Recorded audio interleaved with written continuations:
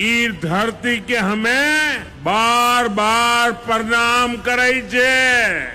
पिछड़े को प्राथमिकता, गरीब की सेवा, यही मोदी का लक्ष्य है।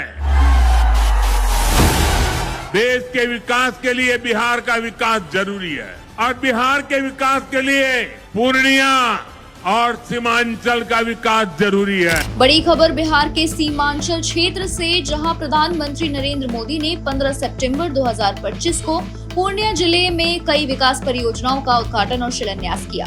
मुख्य आकर्षण रहा नया एयरपोर्ट टर्मिनल भवन, रेल, बिजली, सिंचाई और आवास योजनाएं। आइए जानते हैं कि किन किन कामों की शुरुआत हुई और वे किस तरह से लोगों के जीवन में बदलाव लाएंगी। देखिए, प्रधानमंत्री ने पूर्णिया एयरपोर्ट के नए इंटरिम टर्मिनल भवन का उद्घाटन किया। उसके साथ ही पूरी तरह कमर्शियल उड़ान शुरू हुई, जैसे कि पूर्णिया कोलकाता और पूर्णिया अहमदाबाद की उड़ानें। वहीं बात करें तो बगलपुर में 3 गुना 800 मेगावाट थर्मल पावर प्रोजेक्ट का शिलान्यास किया गया, जिसका अनुमानित खर्च लगभग 25,000 करोड़ है। यह परियोजना अल्ट्रा सुपर क्रिटिकल टेक्निक पर आधारित होगी और राज्य में बिजली की कमी को कम भी करेगी। वहीं बात करें तो Kosi मैकी intrastate river link project की फेज 1 का भी शिलान्यास किया गया, जिसकी लागत लगभग 2,680 करोड़ है। इस परियोजना में नाले नदियों की सफाई, पुराने बांधों की मरम्मत और नदियों का बहाव बढ़ाने का उपाय भी शामिल है। इसके अलावा रेल और इंफ्रास्ट्रक्चर परियोजनाओं का भी शिलान्यास किया गया।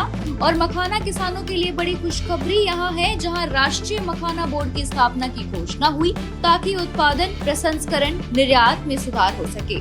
साथियों, बिहार के किसानों के पास आय का एक साधन मखाने की खेती भी रहा है, लेकिन पिछली सरकारों ने मखाने की भी उपेक्षा की और मखाना किसानों की भी उपेक्षा की।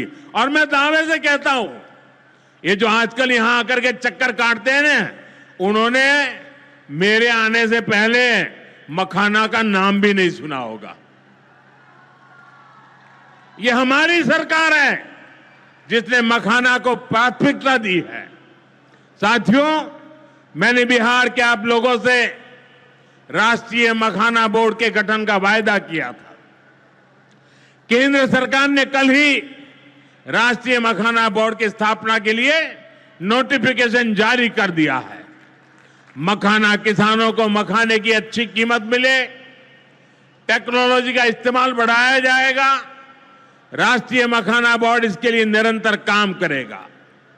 मखाना सेक्टर के विकास के लिए हमारी सरकार ने करीब 550 करोड़ रुपए की योजना को मंजूर किया है।